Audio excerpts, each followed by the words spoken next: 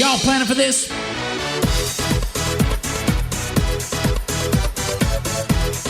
Hello, everyone, and welcome to a special edition of Reading Time with Jarvis. While I am still reading 5 to as many as 10 books a month, I want to use this episode to share with you some of the most popular sections from my book, Delivering Massive Value, The Financial Advisor's Guide to a Highly Profitable, Hyper-Efficient Practice.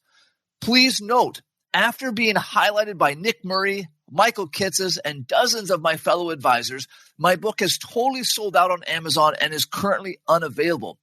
While we wait for new copies to be printed, Micah and I are adding several new bonuses to the book, and I'll be excited to send you a new copy when it's ready. Until then, enjoy this highlight from the Audible version of my book.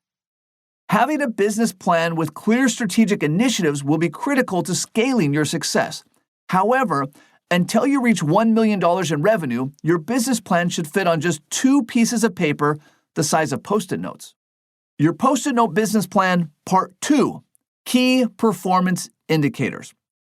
Once you've established your milestones, take out a second blank Post-it as it's time to focus on just a couple of key performance indicators, or KPIs, related to your milestone goals. These KPIs can vary a bit from practice to practice depending on your milestone goals, your niche, and your business model, but ultimately, they come down to these 3 factors. Number 1, target revenue. Number 2, number of clients. Number 3, average client size.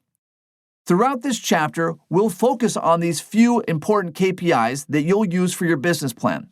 You can't skip this stuff because without a specific target in mind and clear metrics for measuring your progress towards them, you're just floundering, wondering when you'll make it and if change is even possible.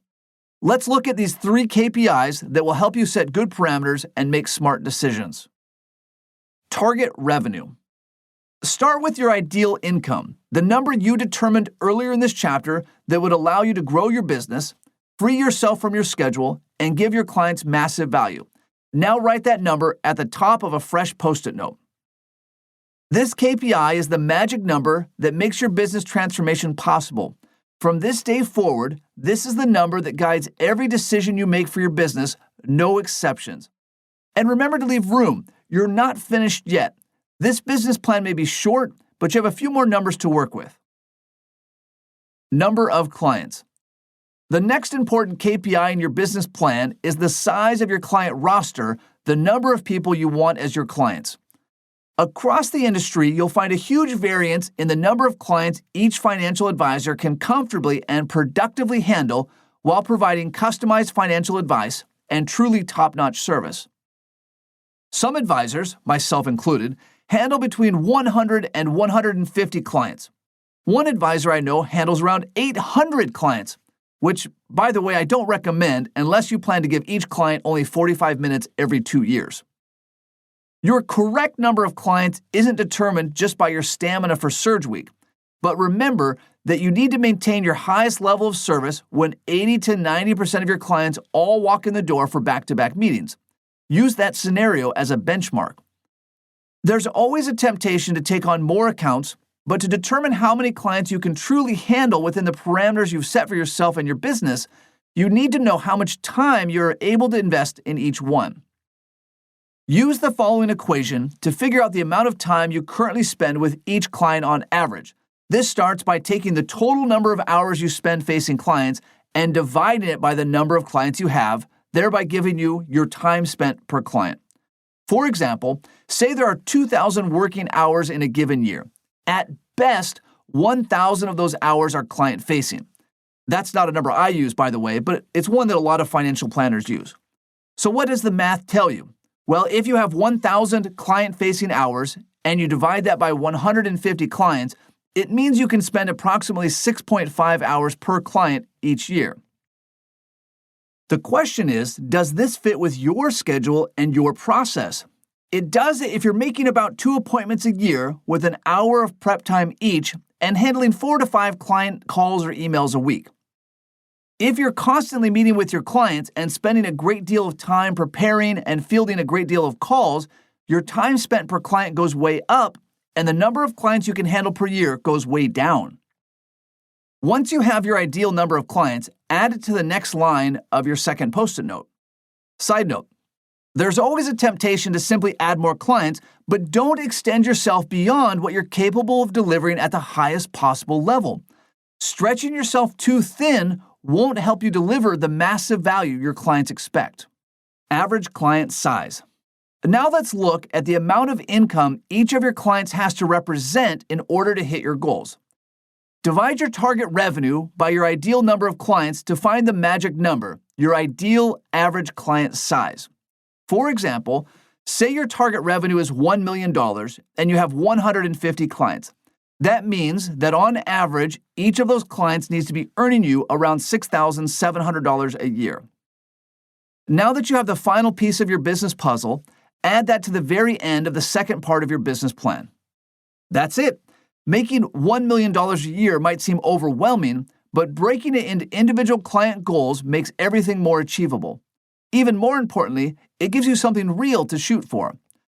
That's what a business plan gets you, clarity and understanding so that you can take immediate action and pivot when necessary. Keep the number in mind and keep shooting higher. Your business plan in action. Your business plan isn't just for keeping you focused and on track. It's also an important tool to help you answer really big questions. Here are two examples. Question: should I get my CFP or other designation?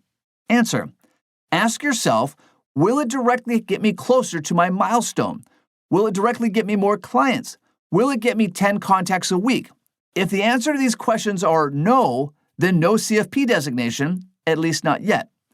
This is not to say that the CFP designation is not valuable. I am, by the way, also not saying that it is valuable, but that's a discussion for another day. Rather, I want you to understand that anything that won't directly get you closer to your goals must be avoided until you reach your goals. If you are consistently contacting 10 people a week and steadily bringing on new clients and making progress towards your milestone, then maybe, and only during the time you've specifically blocked out for that purpose, you can pursue your CFP designation. Question: should I start a blog or any other marketing strategy? Answer: well, maybe it's not a blog, maybe it's a podcast or social media campaign, newsletter or email campaign, or a book like this one, or a mailing list, a new ad campaign, seminar program, or any other of the million great ideas you might have to market your business. Whatever the idea is, ask yourself the same question. Will it directly get me closer to my milestone goal? Maybe. Will it get me more clients? Maybe eventually. Will it get me my 10 contacts a week? If not, the answer is no. This, too, is not to say these marketing tools are not valuable. In fact, I personally know advisors who have built wildly successful practices using each of these strategies. Then again, for every successful advisor I've met, I also know hundreds who have failed. Each of these can also be great long-term marketing strategies, but unless you are getting your 10 contacts a week, nothing else counts. However, if you are getting your 10 contacts a week and you want to implement one of these strategies, great. Carve out a dedicated time on your calendar each week and use only this time to devote to that strategy. Business plan success tips. Even with your business plan front of mind, it can be hard to stick to the plan. Here are 3 tips to help you keep on track and always doing what's right for your business. Number 1, establish hard and soft minimums. Once you have your average client size, you must set an asset minimum or revenue minimum per client. Lots of advisors like to argue with me about this, but just like the self-proclaimed experts, I'll start taking their great advice as soon as I see them running a great practice. Remember, this is a business, not a charity, and you can only take on so many clients without starting to lose the value you need to provide. Why make exceptions for people who won't help your business meet its goals? At worst, I recommend that your hard minimum is 50% of your average client size. But don't cheat your clients or yourself by making exceptions. If you have a plan in place, you'll never get caught sabotaging your business goals by cheating on your own policies. Number 2, hold the line. Formulating a killer business plan is not just a matter of raising fees. It's a matter of completely reinterpreting your new business goals and then articulating those goals to the client in a way that respects them and their own goals. Not all clients will fit these new goals, and that's okay. You'll learn what to do about those clients in a future chapter. But for now, a simple word of warning. During the course of making these changes, your resolve will be tested. Prospective clients will push back at you when you gently turn them away. Some clients will practically beg you to take them on no matter how wrong you are for their account and how wrong they are for your system. Like a fish that keeps jumping into your boat no matter how many times you try to throw it back. There's always going to be pushback.